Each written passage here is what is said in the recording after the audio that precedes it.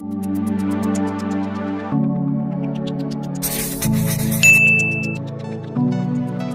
everyone, this is Vani Kola, Managing Director at Kalari Capital. This Leadership in Crisis initiative is so that we can learn from crisis of other companies and leaders and apply those learnings into our own startup journeys. In this episode, I want to talk about Katharine Graham when she was the CEO of Washington Post. Her journey of personal transformation from a reluctant and inexperienced leader to being tremendously successful and respected by the time she retired has always inspired me personally. What I took away from her journey is it's not that it's your experience and skills that determine your success as a leader.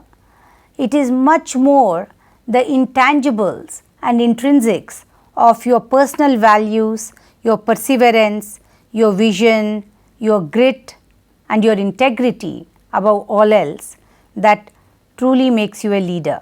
She was one of the most successful women in corporate leadership and one of the first women CEO of a Fortune 500 company. She led Washington Post for 30 years, transforming it from a local newspaper to a successful national paper and a highly respected international brand.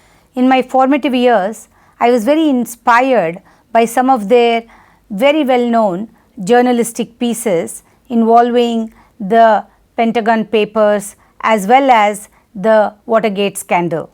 But today's episode is about her remarkable personal journey. She was thrust into a position of leadership by a family tragedy and she took up the role very reluctantly, yet became one of the most successful and admired business leaders of her time. She had been a socialite and a housewife all her life until her husband's death, and in 1963 she had a choice to sell the paper or take on the leadership role that was available to her. She had no experience whatsoever in running a business and in fact had never worked other than doing a brief stint as a journalist. In the very much male-dominated world at the time, in corporate as well as in media, the odds were not in her favor. In a very conventional sense, she was probably the most unlikely leader to be chosen, and many expected her to sell the paper or to make a terrible mess of it. Of course, contrary to all of that, she became a legend and created tremendous success under her leadership. The first lesson I draw from her journey is the importance of building the right team.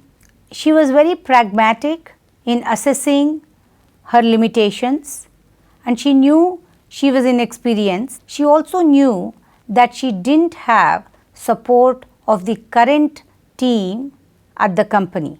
She understood and valued the need to build a strong team, so she began with bringing Ben Bradlee as the chief editor, and with that started the process of recreating the team that believed in her vision and were motivated to succeed.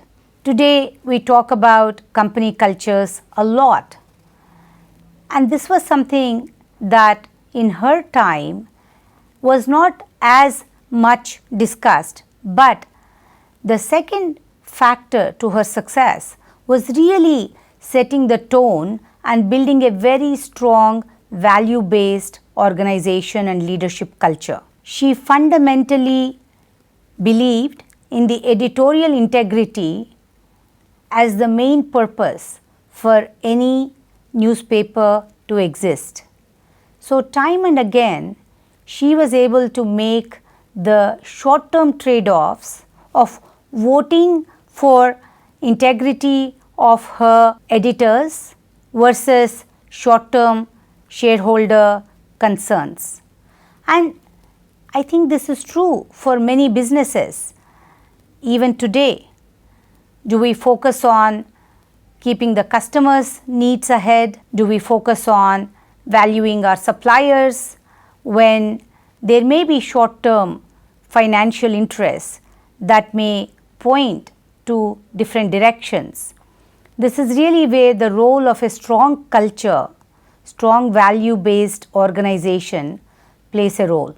The only reason the Post became one of the top 3 brands in the country had to do with her ability to time and again allow for breakthrough stories to be the core of her brand, even when there was significant lobbying and significant threats and dire implications of financial loss. The second lesson, the culture of a company, which is always from the example of the leader, truly gets tested in times of crisis, and it provides a moral compass to the decision a business makes to focus on the long term versus simply the here and now. And she excelled in providing that soul for the company.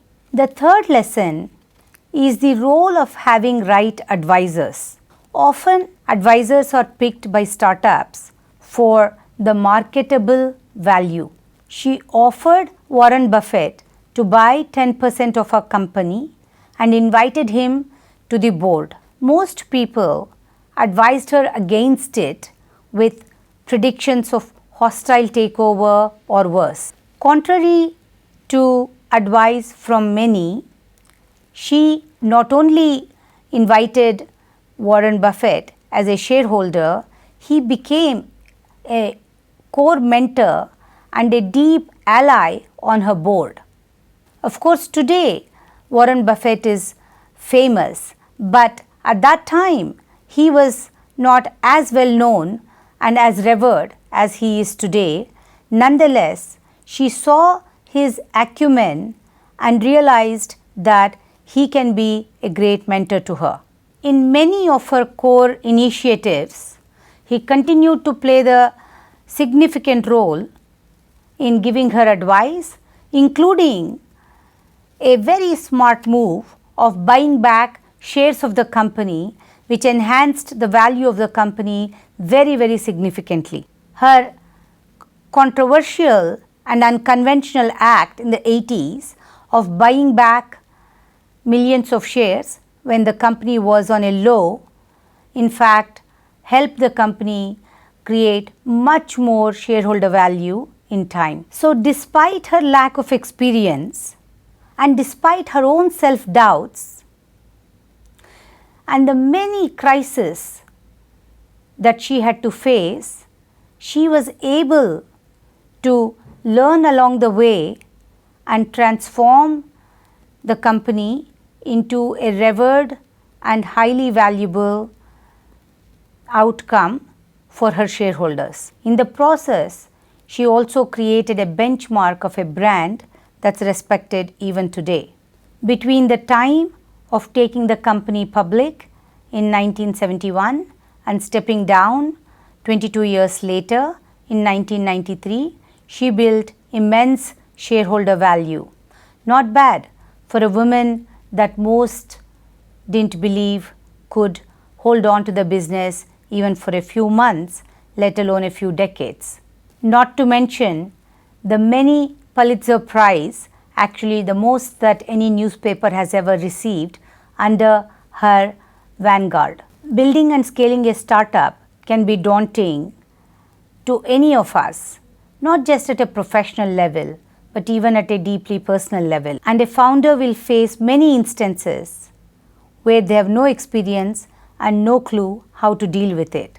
Moments of self-doubt and anxiety are a core part of existence of every startup leader. But I hope, like me, you derive some lessons and inspiration from Catherine Graham's journey to the potential and possibilities in each of us to overcome our limitations and truly create something of value. Ultimately, self-belief is at the core of any leadership journey, and with that, mountains can be conquered, oceans can be crossed.